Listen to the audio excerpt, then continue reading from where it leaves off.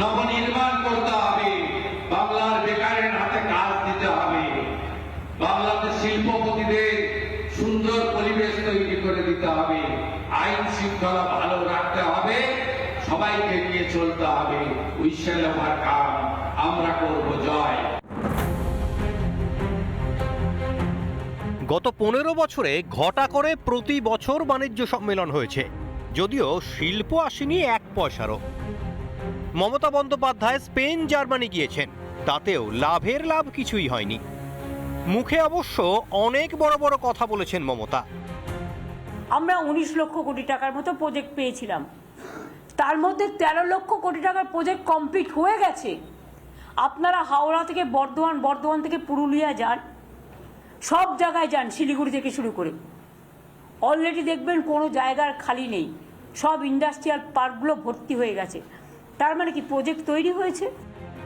এত কিছুর বাংলায় কর্মসংস্থান তো হয়নি, উল্টে আরও বেড়ে গিয়েছে পরিযায়ী শ্রমিকের সংখ্যা।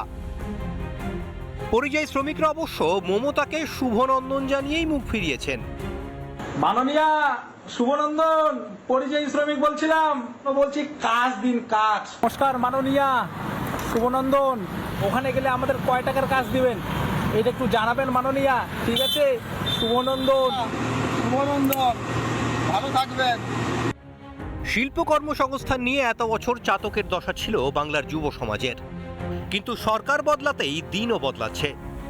ডাবল ইঞ্জিন সরকারের জমানায় শিল্পপতিরাও আর মুখ ঘুরিয়ে থাকতে পারলেন না। মাত্র 2 মাসের মধ্যেই হাজার হাজার কোটির লোক নিয়ে এসে গিয়েছে বাংলায়। ডানকুনিতে হোশিয়ারি সংস্থার কারখানার পরই শুক্রবার মেজিয়ায় ইস্পাত কারখানার শিলান্যাস করেন মুখ্যমন্ত্রী। এবারে যদি সরকারটা না আসতো, এরা সব উড়িষ্যা চলে যাবে ঠিক করেছিল। এই সরকার আসার জন্য বাংলা বাঙালি বেঁচে গেছে, আর ইনারাও ফিরে আসতে শুরু করেছেন। আমি স্বাগত জানাবো পশ্চিমবঙ্গ সরকারের পক্ষ থেকে। রাত পোহালেই বিশ্বের বৃহত্তম দই উৎপাদন কারখানার শিলান্যাস হতে চলেছে হাওড়ার সাঁকরাইলে। কিছুদিনের মধ্যেই বিশ্বের প্রথম সারির একটি জাপানি সংস্থা সেমিকন্ডাক্টর প্ল্যান্ট করতে চলেছে বাংলায়। এই হারে এগোতে থাকলে আগামী 5 বছরে শিল্পের নিরিখে বাংলাদেশের প্রথম সারিতে উঠে আসবেই স্বপ্ন দেখেছিলেন প্রধানমন্ত্রী মোদী, আর তা সফল করছেন মুখ্যমন্ত্রী শুভেন্দু অধিকারী। রিপাবলিক বাংলা।